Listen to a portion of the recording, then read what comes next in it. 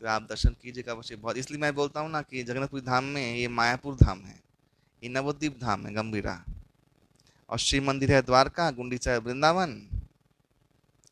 हाँ, तो ये सब जो गिरिराज चटक गिरी, हाँ, और गोपीनाथ जी यहाँ पर निवास कर रहे हैं, अभिन्न गोपीनाथ, वृंदावन के अभिन्न गोपीनाथ जी ये चटकगिरी के पास।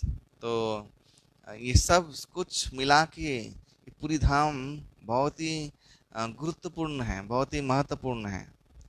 आप लोग इस धाम में जाके सभी धाम का महत्व पाते हैं। तो अभी मैं बोलूँगा कुछ कुछ विशेष जगन्नाथ जी का अ, उत्सव, स्पेशली रथ यात्रा विशेष।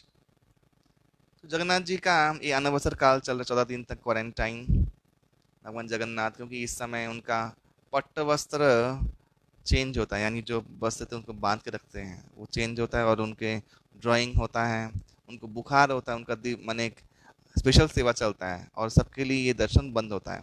ये जगन्नाथ भगवान का आज्ञा से ही होता है, जो राजा इंद्रद्युम्न को दिया था उन्होंने। और भगवान ने कहा था कि आषाढ़ी द्वितीया को आप मेरा रथ यात्रा निकाला गुंडीचा तक। तो 3 रथ सुशोभायमान होते हैं और रथ जाता है गुंडीचा में, आषाढ़ द्वितीया में आने ही वाला है 23 तारीख को। आ, तो जगन्नाथपुरी धाम में हर एक युग के बाद नवकलेवर होता है। ये नवकलेवर एक, क्योंकि ये दारू ब्रह्म स्वरूप है, लकड़ी का विग्रह है, ये ऐसा विधि नियम और भारतवर्ष में कहीं पे नहीं होता, जगन्नाथपुरी धाम में होता है।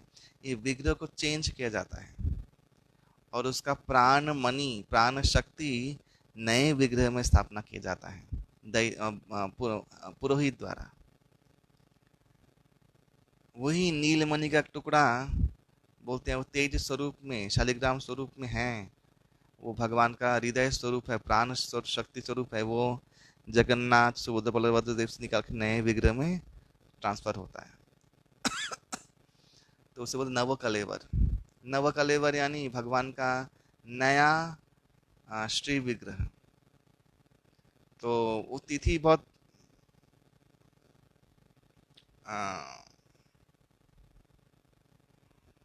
बहुत ही स्पेशल तिथि होती है। उस समय अवश्य ही अधिक महीना पढ़ना पड़ेगा। एक स्पेशल तिथि होता है, उस तिथि में, उस युग माने एक युग होने के 12 साल या 20 साल के बाद ये तिथि आता है। इसे कुछ दिन पहले नवकलेवर किया गया है, और सब लोग श्राद्ध करते हैं, और पुराना विग्रह कोयली वैकुंठ में जाकर समाधि देते हैं। सब ब्राह्मण लोग उस जैसे कोई पिता मन तेरहवीं करते हैं, लेकिन तेरहवीं करते हैं, हाँ, जगन्नाथ जी के लिए। और बहुत लोग रोते हैं, देवदासी लोग विधवा वैधव पालन करती हैं। तो ऐसे एक विविध नरलीला है, भगवान जैसे उनके ही व्यक्ति हैं इस रूप में लीला करते हैं। तो नवकलेवर जब भगवान का होना चाहता है तो कुछ कुछ, जिस पेड़ से नया विग्रह बनेगा उसका चिन्ह होता है, उस पेड़ को चिन्हित करना बहुत ज़रूरी होता है। वो पहले से चिन्हित हो गया, जैसे अभी नवकलेवर हो गया, अभी नेक्स्ट जब जगन्नाथ जी का नवकलेवर होगा उसका पेड़ उसी समय चिन्हित हो जाता है। उनका पूजा, उनका विशेषत्व, उनका स्पेशल, उसको बाउंड्री दे दिया जाता है, ताकि चिन्हित होकर इसी पेड़ को काट के जगन्नाथ जी का विग्रह बना। 3 पेड़ लेते हैं, 3 पेड़ से 3 विग्रह बनते हैं। जगन्नाथ जी का जो पेड़ है उसका कुछ चिन्ह है। वो क्या है कि वृक्ष का वर्ण काला और गाढ़ा लाल होना पड़ेगा। वृक्ष का जो कांड है वो सीधा और सुंदर होना पड़ेगा।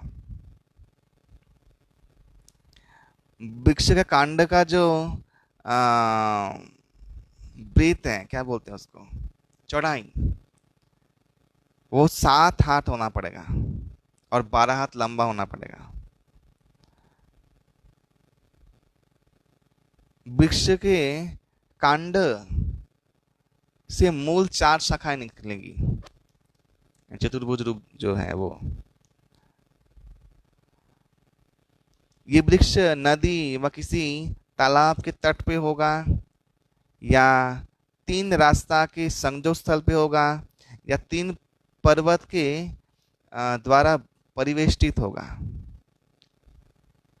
इस वृक्ष के पास अवश्य शमशान होना पड़ेगा, और इस वृक्ष के ऊपर कोई गुलमलता जन्म ग्रहण नहीं करेगा। वृक्ष के पास एक चींटी का आ, हिप, चींटी का ढेर एक होगा, और इसी पेड़ के नीचे एक सांप निवास करेगा जो कि सुनहरा वर्ण का होगा, और पेड़ में कुछ चिन्ह होगा, शंख चक्र इत्यादि।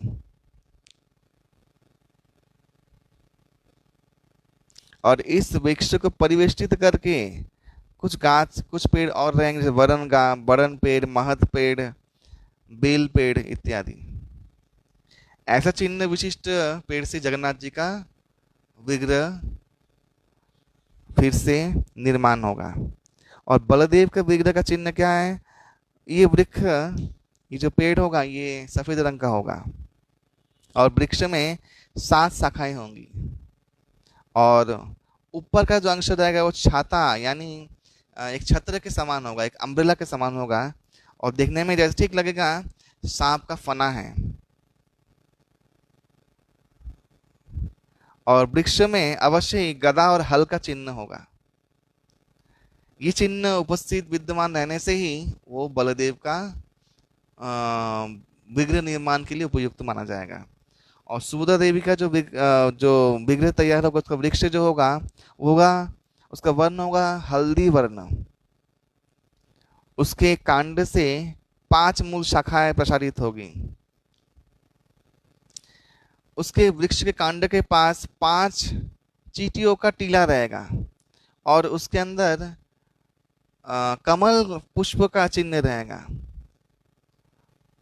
तो ऐसे इन चिन्हित पेड़ों से, वृक्ष से ही नवकलेवर जो चतुर्धा विग्रह है उनका निर्माण होता है। और अलाम चंडी के पास जाके वो लोग आज्ञा लेते हैं, और फिर ही वो पेड़ को काटते हैं, और फिर ठीक वैसे ही 15 दिन तक वो जगन्नाथ विग्रह का निर्माण होता है। मूर्तिकार लोग एक गांव में रहते हैं, उसी गांव से वो मूर्तिकार लोग आएंगे जो वंश परंपरा में सेवा कर रहे हैं। वो लोग निर्जन स्थान में बिना डिस्टरबेंस, बिना किसी प्रवेश वो मूर्ति बनाएंगे, और जो पुराना विग्रह से प्राण शक्ति पुरोहित लोग नए विग्रह में स्थापन करेंगे। यह नव कलेवर विधि। इसका और भी विधान बहुत कुछ है जो मैं बोल नहीं सकता, वो बहुत कुछ है विधान। ये मेन जो सब्जेक्ट मैटर है वो है। तो ऐसे नवकलेवर होता है। भगवान जगन्नाथ का रथ यात्रा एक विशेष है जिसके लिए जाना जाता है।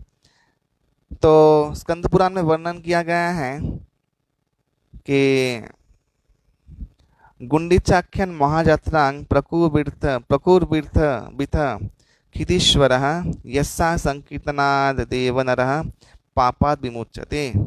माघ मासस्य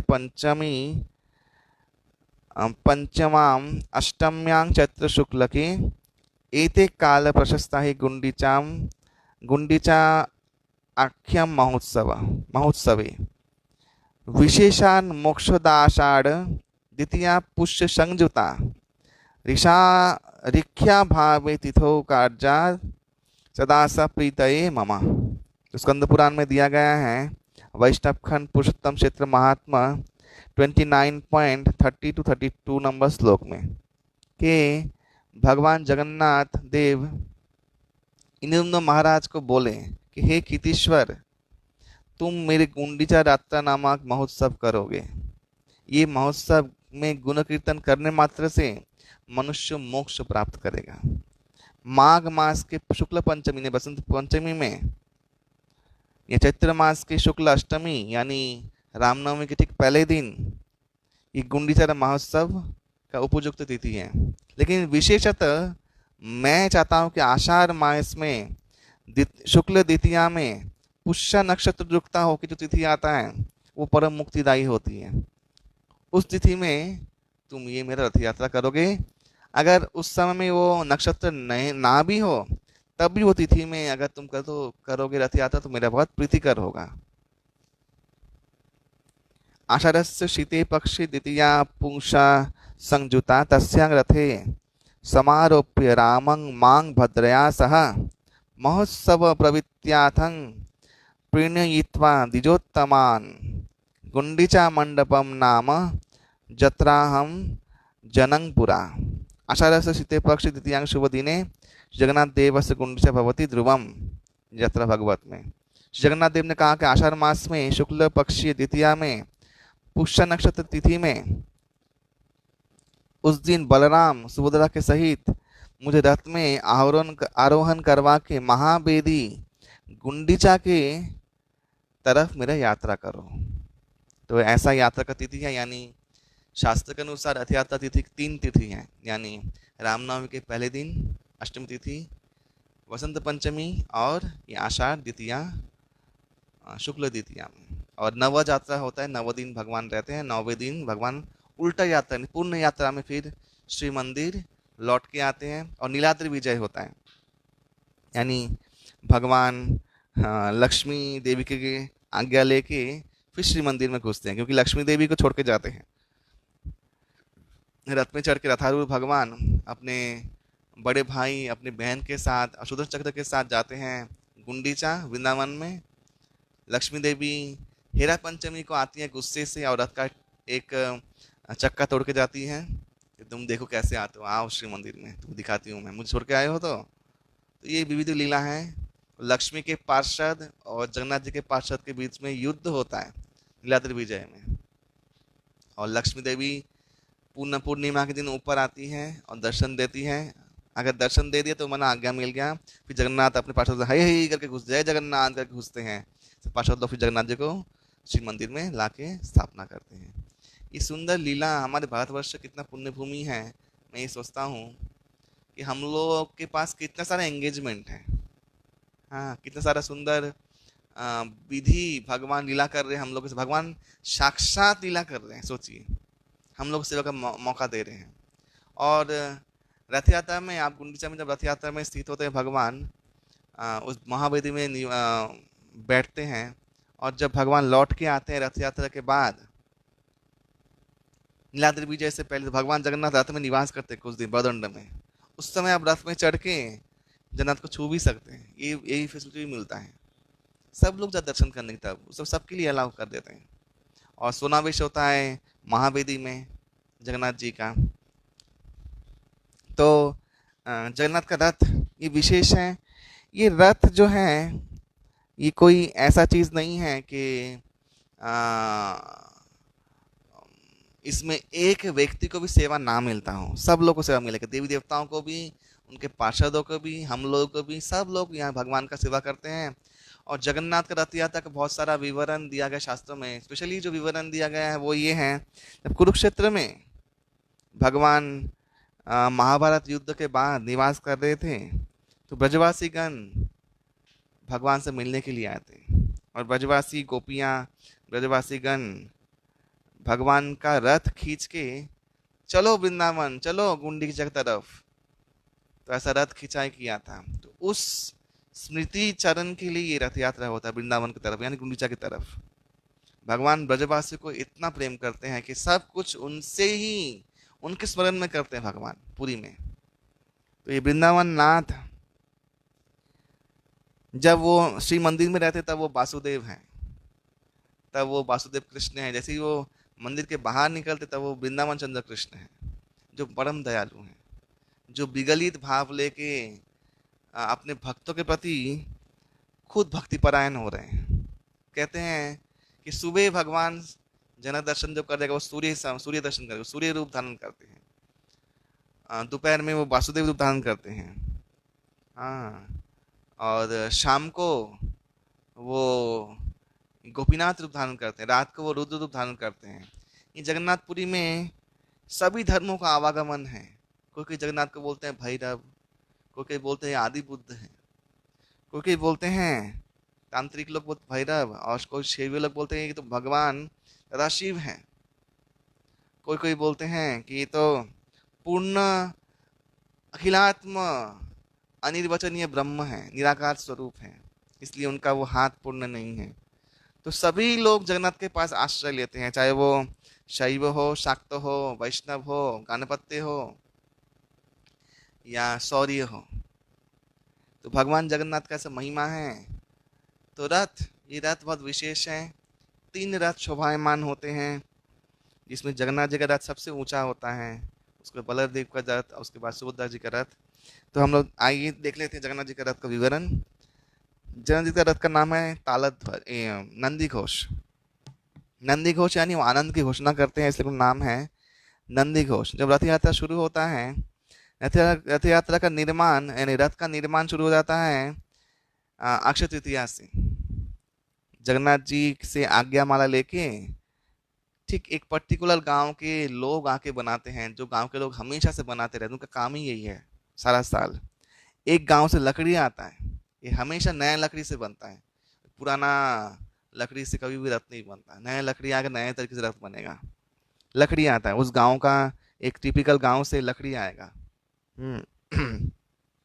बोलते हैं कि 5 गांव हैं, इस साल इस गांव से लकड़ी लिया तो नेक्स्ट साल उस गांव से लकड़ी लेंगे।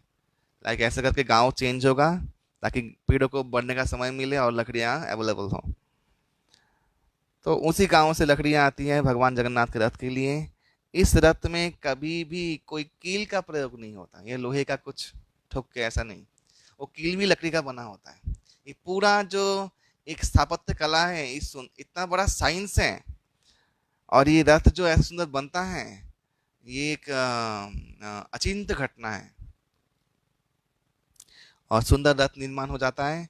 शुरुआत होता अक्षय तृतीया से, ये बन के तैयार होता है। ठीक कल यानी गुंडीचा मार्जन की तरफ पूरा तैयार हो जाएगा, यानी रथ यात्रा के एक दिन पहले तैयार होकर कंप्लीट हो जाता है। और ठीक वैसे ही पुराने स्टाइल से जैसे बन रहा है, पारंपरिक जो धाराओं से, वैसे ही बनता है रथ, आज भी वैसे ही बनता है। और जगन्नाथ जी के रथ का नाम है नंदी घोष या कपिध्वज या गरुड़ ध्वज। और भगवान श्री मदन मोहन जी जगन्नाथ जी के साथ इस रथ में बैठते हैं। जो छोटा विग्रह है मदन मोहन, जो उनका अर्चा विग्रह है जगन्नाथ जी का, इसके सारथी होते द्वारुक। रथ में लकड़ियों की संख्या होती है 832। रथ के चक्के होते हैं 16 और डायमीटर होता है 7 जो मीटर 7 फीट। ऊंचाई होता है 44 फीट 2 इंच यानी 13.5 मीटर। लंबाई या चौड़ाई 34.6 इंटू 34.6 फीट। रथ के कपड़ों का रंग होता है लाल और पीला। रथ का मुखमंडल का नाम है नंदी मुख। इसकी ध्वजा का नाम है त्रैलोक्य मोहिनी। रस्सी होती है शंखचूड़ नागिनी। और रक्षक हैं शंखचूड़ नाग, और रक्षक हैं श्री गरुड़ देव जी। और घोड़े हैं शंख वलहक श्वेत हरिताश्व। श्वेत वर्ण सादा सफेद रंग के घोड़े होते हैं। द्वारपाल है जय और विजय। शक्ति है विरजा और विमला। आयुध है शंख चक्र गदा पद्म। ऋषि है नारद, देवल, व्यासदेव, शुकदेव, पराशर, वशिष्ठ, विश्वामित्र और रुद्र। ये 8 ऋषि यहाँ पे निवास करते हैं। पार्श्व देवता हैं श्री वराहदेव, श्री गोवर्धन जी, श्री कृष्ण गोपी कृष्ण, श्री नृसिंहदेव, श्री नाम, श्री नारायण, श्री त्रिविक्रम, श्री हनुमान और श्री रुद्रदेव। ये पार्श्व देवता हैं। और आप जान के देखिए, जब ये पार्श्व देवता पूजा होता है उसके बाद ही भगवान बाहर आते हैं और रथ में बैठते हैं।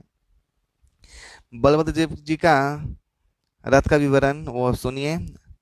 बलभद्र जी का रथ का नाम है ताल ध्वज, लांगल ध्वज।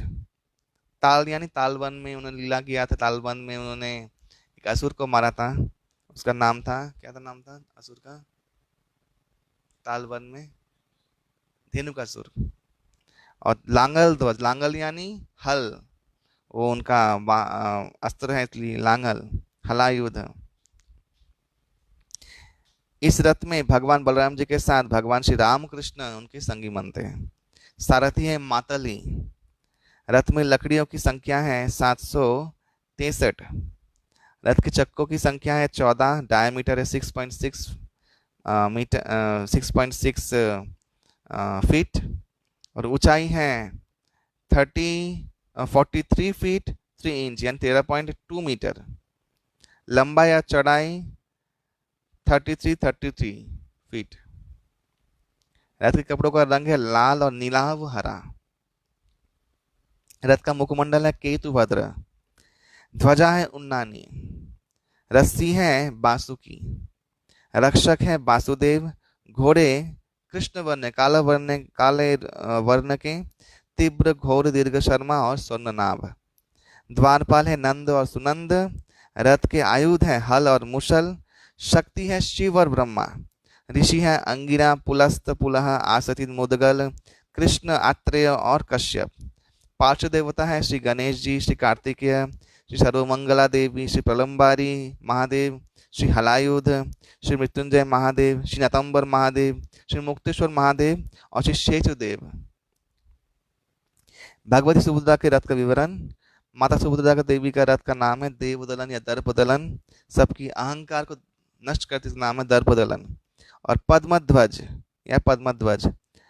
माता सुभद्रा के साथ इस रथ में बैठते हैं सुदर्शन जी। सारथी होते हैं अर्जुन। रथ में लकड़ियों की संख्या है 593 593। रथ में चक्रों की संख्या है 12 और 6 फीट डायमीटर का। ऊंचाई है 42 फीट 3 इंच यानी 12.9 मीटर। लंबाई या चौड़ाई है 31.6 फीट इंटू 31.6। रथ के कपड़ों का रंग जो होता है वह लाल और काला। रथ का मुखमंडल है भक्ति सुमेधा या चामर हस्ता। ध्वजा है नादम्बिका। रस्सी है स्वर्णचूड़ा नागिनी। रक्षक है जय दुर्गा। घोड़े हैं 4 रक्तवर्ण रोचिता मोचिता जीता अपराजिता। द्वारपाल है गंगा और यमुना। रथ के आयुध है पद्म और कालहर। एक ए भी सेतु पद्म होता है, एक पद्म होता है। भक्ति यहाँ पे शक्ति है भुवनेश्वरी और चक्रा। ऋषि है भृगु सुप्रभ वज्र श्रृंगी ध्रुव और उल्लुक। पार्श्व देवी है श्री चंडी, श्री चामुंडा, श्री उग्रतारा, श्री बनदुर्गा, श्री शूली दुर्गा, श्री वाराही, श्री श्यामा काली, श्री मंगला और श्री विमला। तो ये 3 विशेष रथ हैं जो इनके पार्षदों का पूजा के साथ भगवान रथ में पहले सुदर्शन जी बाहर आते हैं और सारे रथों का समीक्षा करते हैं और सुरक्षा प्रदान करते हैं। सारे रथों का जो दोष होता है वो निवारण करते हैं। फिर भगवान पाहंडी विजय करते हुए, पाहंडी विजय यानी पाँव में चल के पाहंडी विजय करते हुए अपने पार्षदों के साथ पहले बलभद्र देव, फिर सुभद्रा महारानी और अंतिम में जगन्नाथ जी आते हैं। रथ भी इस सीक्वेंस में चलता है। पहले बलभद्र देव का, फिर सुभद्रा महारानी का और फिर जगन्नाथ जी का रथ। ये नंदी घोष रथ यात्रा होता है। भगवान निवास करते हैं गुंडीचा में और सब लोग को सौभाग्य देते हैं भगवान को करीब से देखने का। बोलते हैं कि जब जब रथ यात्रा होता है भगवान सबके हृदय में आके रथ जैसे उनके हृदय में खींच के आप लेके आओ तो रथ के द्वारा आप हृदय में खींचे हुए भगवान चले आएंगे। जो लोग रथ यात्रा में जगन्नाथ जी को एक बार देख के वो जय जगन्नाथ, तो वो अवश्य ही उसका अधोगति कभी नहीं होता है। और रथारूढ़ भगवान को देखने मात्र से मुक्ति मिलता है। शास्त्रों में कहा गया है रथ जहाँ जहाँ चल के जाता है वो जो यज्ञ वेदी बन जाता है, वो स्थान पवित्र हो जाता है। भगवान जगन्नाथ तो कृपालु हैं। तो एक घटना मैं बताऊंगा स्वर्ग द्वार से जुड़ा घटना। तो मैंने बताया था स्वर्ग द्वार में जो लोग का शवदाह होता है वो लोग वहाँ पे वेट करते हैं, उसे उनकी आत्माएं रथ यात्रा कब आएगा। तो रथ यात्रा के 9वें दिन जब भगवान जगन्नाथ लौटने वाले होते हैं उस समय एक विधि होता है। वो विधि क्या होता है, जगन्नाथ जी को स्नान करने से पहले गमछा पहना के अकेले रखते हैं रथ में और रथ में उनको ताक एक स्पेशल छाछ दही से बना हुआ एक द्रव्य घड़े में भोग लगाते हैं और दूर से उन ग्रहों को उन घड़ों को गुलेल से तोड़ा जाता है और तोड़ने के बाद उसी स्थान में जगन्नाथ जी के स्थान में तोड़ा जाता है। तो वो जो छाछ है वो रस से छन के नीचे गिरता है। तो बोलते हैं कि ये जो नीचे गिर रहा है छन के, वो जो ये है प्रेतों का आहार। तो वो प्रेत लोग जो वेट कर स्वर्गद्वार में, वो लोग वहां से आके महाप्रसाद पाके उद्धार प्राप्त होते हैं। जगन्नाथ जी सबका उद्धार करते हैं। हाँ, एक विधि आज भी होता है, और सब लोग महसूस करते हैं कि सब वो जगह शीतल हो जाता है और बहुत सुंदर हवा चलने लगती है। ये सारे जितने अतिरिक्त आत्माएं हैं, प्रेत लोग हैं जो मरे हुए हैं, वो आत्माएं उनके रथ के नीचे आके वो प्रसाद पाके उद्धार होती है। तो आज भी ये इसे बोलते हैं अधर पाना। ये अधर पाना पाके वो लोग उद्धार होते हैं। तो जगन्नाथ जी आते हैं सबका मंगल करने के लिए। जो लोग अभिमानी, दाम्भिक, नीच जीव, भगवान को दर्शन करने का समय ही नहीं है मंदिर में जाके, तो भगवान बोलते हैं मैं आऊँगा तुम्हारे पास, तुम रुको, तुम वहाँ पे ही रुको, मैं तुम्हारे पास दर्शन देने के लिए आऊँगा। तो जगन्नाथ जी बहुत कृपालु, इनका कृपामय स्वरूप। श्रील प्रभुपाद जी सब देशों में, हमारे इस्कॉन में पहला जो विग्रह है वो श्री जगन्नाथ जी हैं। प्रभुपाद जी एक बार लेक्चर में बोल रहे थे अपने शिष्यों को लॉस एंजलिस में कि जानते हो जगन्नाथ जी कितनी कृपा करने के तुम लोग के पास आए हैं। ऐसा जगन्नाथ जी के एक डायरी होता है, इसे मादल पंजिका कहते हैं। डेली जो घटनाएं जगन्नाथ जी के मंदिर में होती है, तीर्थ में होती है, उसको परीक्षा महापात्र बोल के एक सेवक है जो उसको रिकॉर्ड करता है, डायरी रिकॉर्ड होता है। ये कहीं पे नहीं होता है, ये बहुत तिरुपति नाथ या विशिष्ट मंदिर में डायरी होता है। यानी उस दिन क्या घटना घटा, उसमें कौन दर्शन करने के लिए आए, वो सब रिकॉर्ड होता है। और पुराना पुराना सब डायरी पड़ा हुआ है मादल पंजिका, जिसमें उन सनों का सब एक एक दिन की घटना लिखा हुआ है। इस दिन आज ये भोग लगा, आज सेवा ठीक से हुआ, आज क्या विपत्ति हुई, सब लिखा हुआ है। ये परीक्षा महापात्र लिखता है मादल पंजिका में। तो उस मादल पंजिका से घटना मिलता है कि 2000 साल पहले, आज से, तो एक ईशा नाम का व्यक्ति पश्चिम देश से आया था। ये ईशा और कोई नहीं, जीसस क्राइस्ट है। गॉस्पेल और बाइबल में 1 साल के लिए जीसस क्राइस्ट का इनकॉग्निटो था, यानी अज्ञातवास था। तो उस अज्ञातवास में वो इधर आए थे और वो रिकॉर्ड है परीक्षा महापत्रों के पास। तो ईशा नाम का व्यक्ति आया था। तो ईशा नाम का व्यक्ति, जब प्रभुपाद ने कहा कि जीसस क्राइस्ट खुद गए थे पूरी जगन्नाथ में, जगन्नाथ का दर्शन किया था, तो श्रील प्रभुपाद जी ने कहा कि ये इतिहास है, जीसस क्राइस्ट खुद गए थे जगन्नाथपुरी धाम में अपने अज्ञातवास में, ये उनके शास्त्रों में भी लिखा हुआ है। तो परीक्षा महापात्र के अनुसार या मादल पंजिका के अनुसार वो आए थे यहाँ पे, उन्होंने जगन्नाथ जी के दर्शन किया, जगन्नाथ जी ने उनको बहुत अनुकंपा किया। तो प्रभुपाद बोलते हैं कि म्लेच्छो यवनों का देश है जो पाश्चात्य जगत, इनका उद्धार का कोई मार्ग नहीं है। तो जीसस क्राइस्ट मानो ये प्रार्थना करने के लिए गए थे कि हे भगवान, एक समय आप यहाँ पे आना और आप इन लोगों का उद्धार करना। तो देखिए, जीसस क्राइस्ट के प्रेरणा पे, उनके प्रार्थना से इतने दिन के बाद जगन्नाथ जी आपके पास आए हैं आप लोग को उद्धार करने के लिए। तो ये सुन के सारे उनके जो विदेशी भक्त थे प्रभुपाद जी के बहुत खुश हुए। इसलिए पहला जो डेटी, पहला जो विग्रह है इस्कॉन का, वह श्री जगन्नाथ जी। मैं बहुत जगह पे कहा कि हमारे जगन्नाथ जी जो इस्कॉन में है वो भी विशेष विग्रह है, क्योंकि वे वृंदावन चंद्र कृष्ण है, वासुदेव कृष्ण नहीं है, जो कि वृंदावन का महिमा सब हृदय में उद्भाषित करते हैं। तो ऐसे श्रील प्रभुपाद जी कृपा से इतने म्लेच्छ देशों में जगन्नाथ जी का रथ यात्रा हुआ, सब लोग रथ यात्रा में शामिल हुए और स्पेशल जगह में रथ यात्रा होता है। जैसे न्यूयॉर्क में जो स्पेशल एवेन्यू है वहीं पे रथ यात्रा होता है। लंदन में बेकिंगहम पैलेस रोड में रथ यात्रा होता है। सोचिए कितना बड़ा वीर भक्त है, इस अंग्रेजों ने हम लोग को शासित किया, उन्हीं के रानी के बेकिंगहम पैलेस रोड में प्रभुपाद जी रथ यात्रा की। आज भी वो रथ यात्रा होता है। अभी कोरोना की वजह से रथ यात्रा बंद है, लेकिन हर साल ही रथ यात्रा होता है और 3 सुंदर रथ निकलते हैं और लाखों भक्त विदेशी लोग भी रथ यात्रा में अंशग्रहण करते हैं।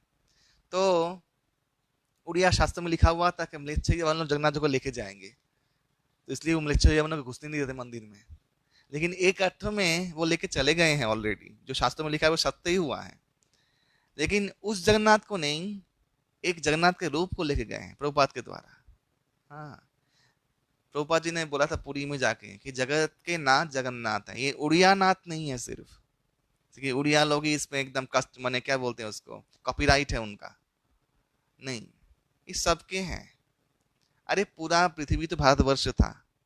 हाँ, जगन्नाथ सब जीवों को उद्धार करेंगे। हाँ, तो भगवान जगन्नाथ खुद अपनी इच्छा से विदेश में गए, जीसस क्राइस्ट के प्रार्थना के अनुसार, और सभी जीवों को तारा प्रभुपाद जी के द्वारा। आज भी सभी जगह पे जगन्नाथ जी का रथ यात्रा होता है, सब लोग इसका लाभ उठाते हैं। और कितने विदेशी भक्त जगन्नाथ जी का महिमा गुणगान करते हैं, ये देख के आश्चर्य लगता है।